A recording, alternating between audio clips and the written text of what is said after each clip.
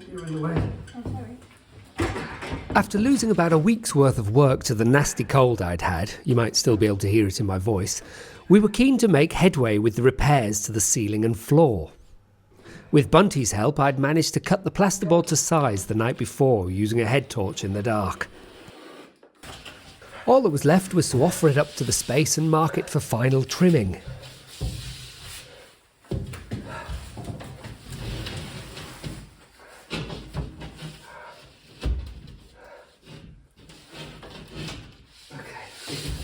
Push on a bit higher.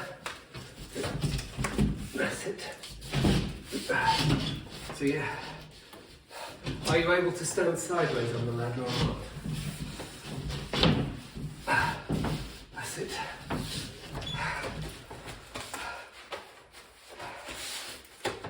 I'll put the pencil down. That's right, having inveigled the plasterboard into position, neither of us had a pencil to mark it up. But with the help of the ladder and a lot of lactic acid, I held it in place until Jane found the pencil. Okay.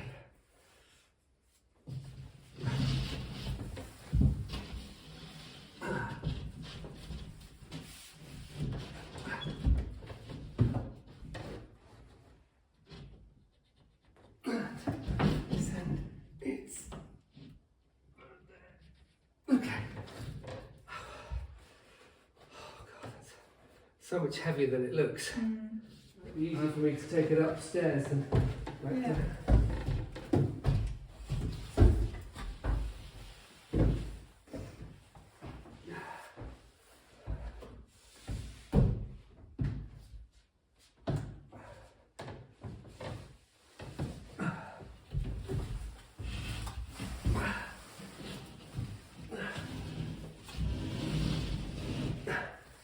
With the plasterboard now cut perfectly to size, my problems began.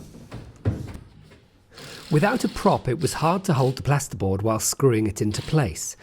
The next problem was that the old joists were so hard I was struggling to get the screws to go all the way in. The third problem was that I only had posi drive drill bits and the screws were Phillips. And that's happening every time.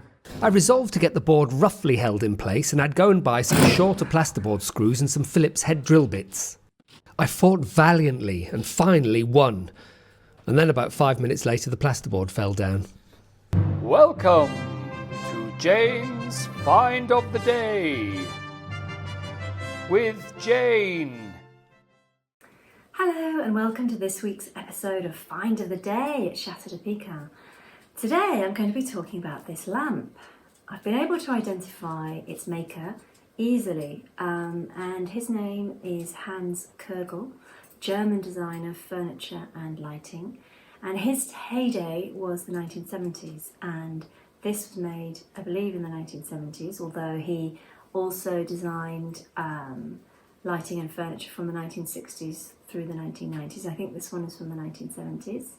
It's very characteristic of his, with these sheaves of wheat that have been tied into bundles. There's a huge amount of detail in the piece. We've got these leaves as well, and floral lamp holders, light holders as well. He was inspired by natural forms. The wheat sheaves was a recurring theme of his, also palm leaves, I think. And his company is actually still producing lighting to this day. He's no longer managing it, but there's still a company that creates these things. They're made in Germany and Italy, as they have always been, I believe. And this is an Italianate object, so it is in the Italianate style. It's also been referred to as the Hollywood Regency design style when some of the listings come up describing that, which is a design movement that was first referred to in the 1920s by Dorothy Draper, referring to the golden era of Hollywood opulence. We have bold colours twinned with metal like gold and silver and glass and so on. So I think that's a rather lovely design resonance there. But yes, Hans Kurgel. It's got a tiny bit of damage. One of the listings said that it was gold-plated item. I don't think it is. I think it may be gilded, but certainly a very high-quality piece. The metalwork is still in very good condition, but there is a tiny bit of flaking of, I guess, the gilding in places. The light holders themselves are deteriorating quite badly, but they are completely separate from the piece and they can be readily replaced. So overall it needs a bit of an overhaul, needs a little bit of repair, but it's still functional. I can turn it on. It does still work.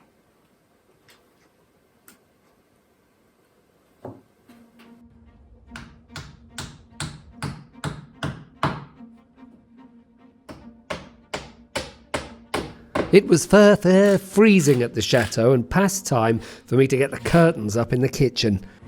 Oh, great. I've got to cut these down. They stick this far out. So we want it there so there's less draft coming round. The dog's bed sits in front of this doorway, so trying to keep the warmth in the kitchen overnight is really important. The cold snap we're experiencing at the moment isn't showing any signs of going away. Whilst Bonnie, our 14-year-old spaniel, happily wears her jumper all day, Bunty wriggles out of hers. The curtains Jane has bought for the kitchen are thermally lined and will hopefully stop much of the heat escaping through the old doors.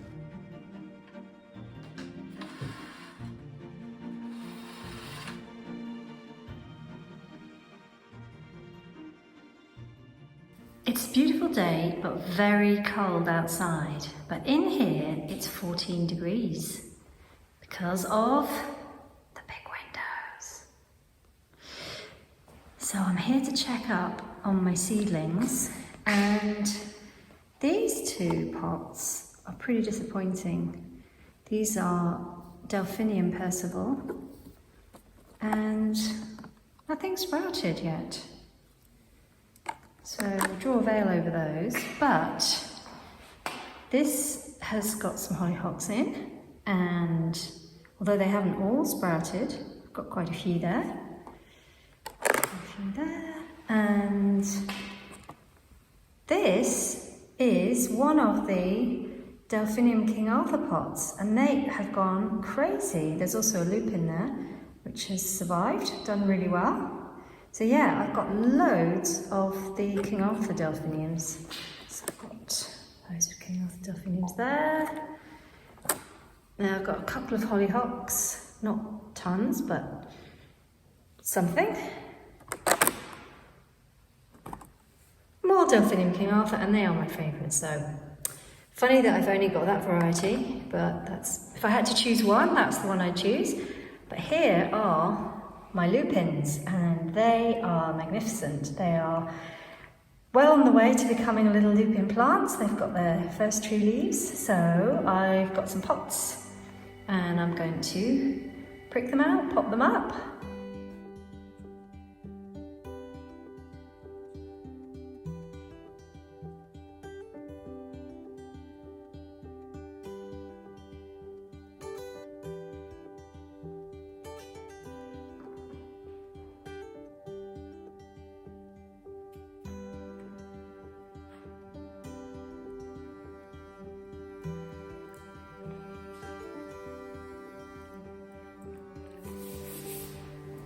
Okay, well, most of them should survive, I think.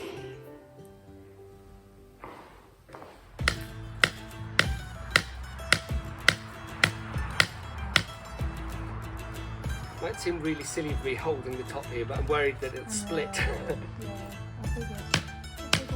We were fencing off the terrace by the kitchen because the chateau was soon to receive some very special visitors.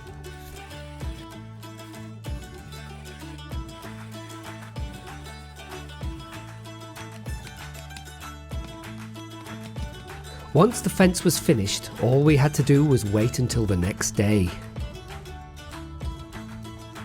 Just like that, they were here. 2 rescue spaniel puddings. These shy little sisters have arrived to complete the chateau menagerie. We're just taking the new little pupsicles out for their first walk. They haven't got any lead training as far as we know, and they don't like being on the leads. They won't be led, they're leading us effectively, so it's constant crossover as they're tying us up. But they're very nervous at the moment, but finding their space, and we're crossed over again. Shall I go under this time?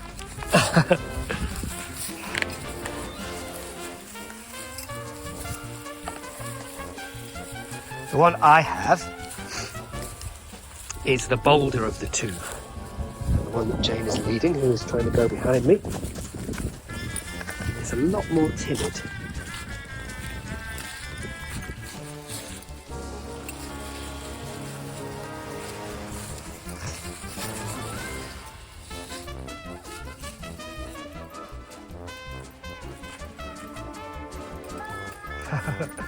We've got tangled around the column.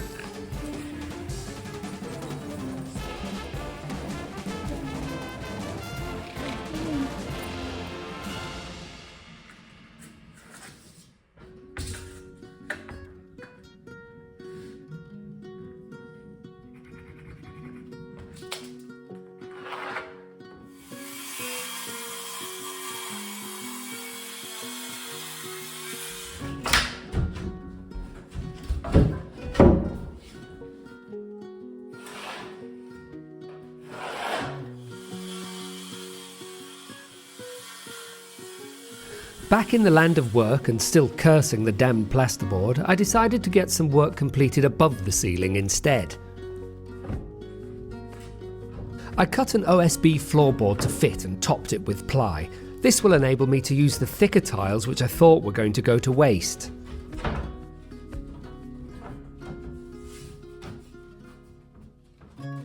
The next day I got them firmly screwed down, ready for tiling.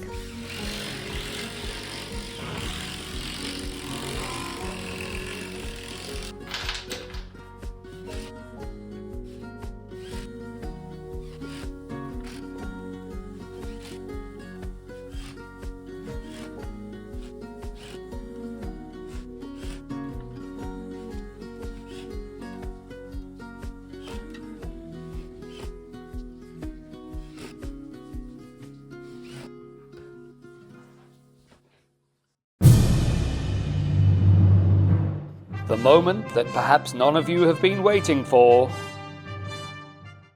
So in terms of what this is worth, Hans Kegel is a well-known designer, and his pieces have stood the test of time. I mean, they're extremely robustly made. They're made with great care. They weren't mass-produced, and a piece exactly like this would set you back $1,000 or more. I've seen one for $1,200 and I've seen one for €1,365, which is slightly more, but similar amount. So yeah, what a fine piece. We've also got two matching sconces. They're not the wheat sheaf design, but they immediately came up as being also his.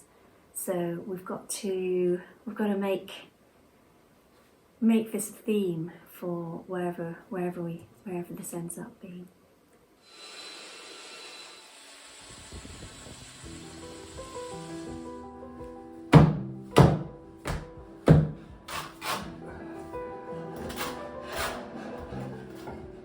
This tiling job was always going to be tricky, working across two slightly different floor levels and using two different thickness of tiles. To add to it, the original tile that I took my template from seems to have been a little imperfect. This meant fitting the tiles would be a bit of a jigsaw.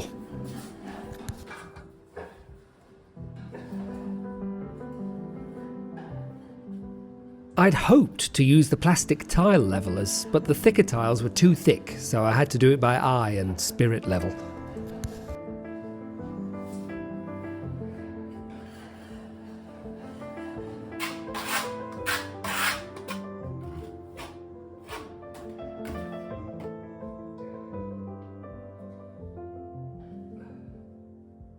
They were never going to be millimetre perfect, but that's okay, because the rest of the floor isn't either. But it has a rustic French charm.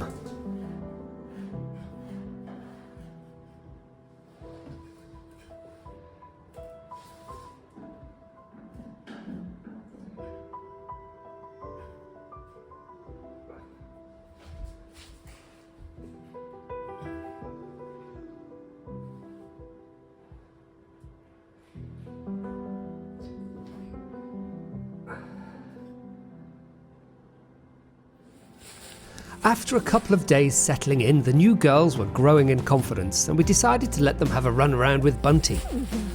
We believe they may have been cast off by a breeder that hadn't been able to sell them and decided not to use them as breeding stock.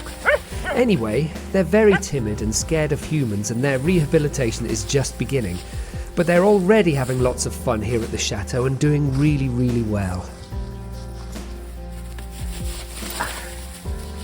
If you've watched this far, then why not watch another? And don't forget to like and subscribe. That is, if you liked it. Thank you for watching.